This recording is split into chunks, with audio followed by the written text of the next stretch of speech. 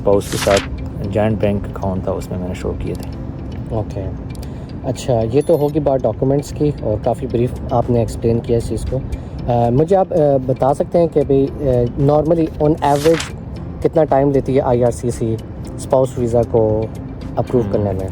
Normally जो Pakistani applications है वो डिपेंड करता है केस टू केस भी, लेकिन आपका फ्रेश अगर मैरिज है, आपके कोई बच्चे नहीं हैं और अभी अभी आपकी मैरिज हो गई है, मतलब विद इन 2 ईयर्स है अभी तो, और कोई बच्चा नहीं है, तो वो नॉर्मली 6 मंथ्स से लेके 9 मंथ्स तक टाइम ले सकती है, वो प्रोसेसिंग टाइम इतना होता है। बट इन केस, क्योंकि हमारे यहाँ पे और भी दोस्त है जो मैरिड थे जिन्होंने स्पाउस वीज़ा के लिए अप्लाई किया था और उनके 2 बच्चे थे या 1 बच्चा था, तो उनके वीज़ाज़ 3 महीने से 4 महीने में आ गए हैं। तो डिपेंड करता है, अगर फ्रेश मैरिज है तो थोड़ा सा ज़्यादा टाइम लेता है, और अगर एक्सटेंडेड फैमिली है, आपके बच्चे हैं वगैरह, तो फिर it varies from case to case. जितना केस आपका स्ट्रॉन्ग होता है, जितनी आप जेन्युइनिटी ज़्यादा अच्छी दिखाते हैं, जितना जेन्युइन रिलेशन होता है, न्यू मैरिजेस में थोड़ा सा टाइम लग सकता है, लेकिन ये कि जैसे मैरिज हो जाती है, आपके बच्चे हो जाते हैं, तो आपका जो केस है वो जल्दी अप्रूव हो जाता है। जी। अच्छा, इसके अंदर जो है ना ड्यूरिंग योर प्रोसेस कोई आईआरसीसी आपकी कॉरेस्पॉन्डेंस हुई थी किसी भी सिलसिले के बारे में? जी, एक तो ये है कि मैंने अप फ्रंट मेडिकल करवाया था, तो क्योंकि मैंने कुछ अभी मेडिकल रिक्वेस्ट नहीं आई थी, मैंने कोई अप फ्रंट मेडिकल में थोड़ा सा कोई एक गलती की थी, उसकी वजह से फिर मैंने वो medical reports as a web form के थ्रू मैंने सबमिट कर दिए थे। तो मैं जानना चाह रहा था वैसे कि वो उनको रिसीव हो गए हैं या नहीं हो गए हैं, क्या चल रहा है, क्योंकि मेरे एप्लीकेशन में टाइम ज़्यादा लगा था, क्योंकि मेरा फ्रेश मैरिज था, 9 मंथ्स में मेरा वीज़ा आ गया था।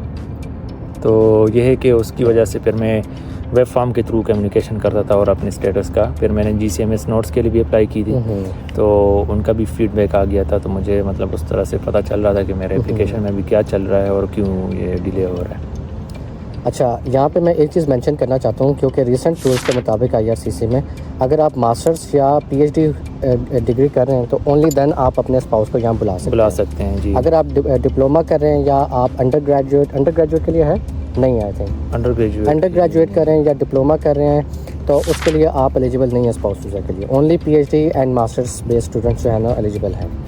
अच्छा, अच्छा आदिल भाई, मुझे आप ये बताएं कि आपने सारा प्रोसेस खुद किया था या आपने किसी कंसल्टेंट या लॉयर की हेल्प ली थी? इन दैट केस आप क्या समझते हैं कि खुद करना चाहिए या किसी लॉयर की हेल्प लेनी चाहिए?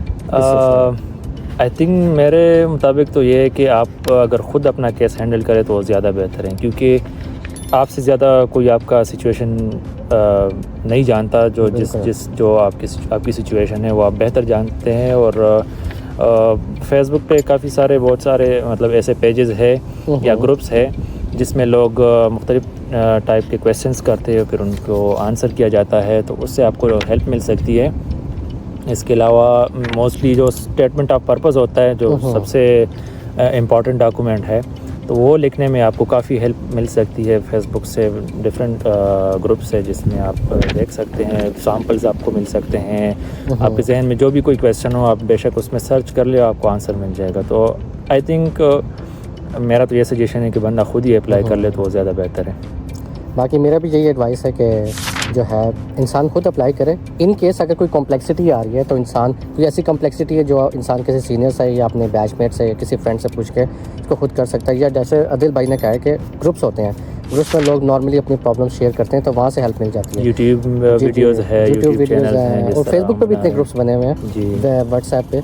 इन केस आपका केस बहुत ज़्यादा कॉम्प्लिकेटेड हो जाता है या आपको समझ नहीं आ जाती, तो उस केस में मैं फिर यही एडवाइस करूँगा कि ना आप ऐसा खुद कुछ करें अगर आप इतना ज़्यादा। लेकिन नॉर्मली जब आप मास्टर या PhD डिग्री के अंदर होते हैं, स्टेज के ऊपर होते हैं, तो आपकी इतनी एजुकेशन या इतनी सेंस बन चुकी होती है कि इंसान जो है ना एटलीस्ट अब जैसे अपना केस तो खुद ब खुद हैंडल कर ही सकता है। लेकिन इन केस अगर आपको लगता है कि नहीं मुझे कुछ प्रॉब्लम्स हो रही हैं, तो आप डेफिनेटली आप लॉयर से हेल्प ले सकते हैं, किसी इमिग्रेशन सर्विसेज ले सकते हैं विद इन कैनेडा, या आप अपने कंट्री में भी ले सकते हैं। अच्छा आदिल भाई, एक छोटा सा क्वेश्चन ये कि कोई ऐसी चीज़ अगर आप जानते हैं कि for example if you had known it before, then your process would be much more easier.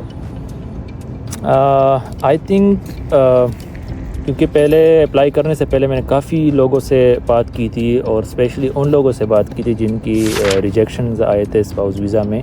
तो अप्लाई करने से पहले मैं कोशिश कर रहा था कि मैं सारे रीज़न्स जान जाऊं जिसकी वजह से जिन लोगों की रिजेक्शंस आई है ना, तो वो ज़्यादा बेहतर है क्योंकि उसमें आपका टाइम बच जाता है। और जिस तरह मेरा फ़र्स्ट अटैम्प्ट में स्पाउस वीज़ा अप्रूव हो गया था, हालांकि टाइम थोड़ा सा ज़्यादा लिया था, लेकिन वो जैसे मैंने बताया कि जितने भी फ़्रेश एप्लीकेशंस थे, फ़्रेश मैरिजेस थे, जिन लोग का मैंने लोगों से पूछा था जिनके फ़्रेश मैरिजेस थे, सबका इतना तकरीबन टाइम लग गया था। ओके। तो इसके अलावा ये है कि इससे पहले हमने डॉक्यूमेंट्स की बात की थी। तो डॉक्यूमेंट्स में एक्चुअली जब भी आप स्पाउस वीज़ा के लिए अप्लाई करते हैं तो 3 चीज़ें बहुत ज़्यादा ज़रूरी है। एक तो आपके होम टाइज़, एक आपके फाइनेंशियल आपका सिचुएशन, और एक है आपका एसओपी। Okay, SOP. तो ये 3 बहुत ही क्रिटिकल डॉक्यूमेंट्स हैं, इस पे ज़्यादा से ज़्यादा काम करें। होम टाइज़, अगर आपके जितने भी कोई ओनरशिप में है कोई भी चीज़, कोई भी एसेट, तो उसको लाजमी शो करें।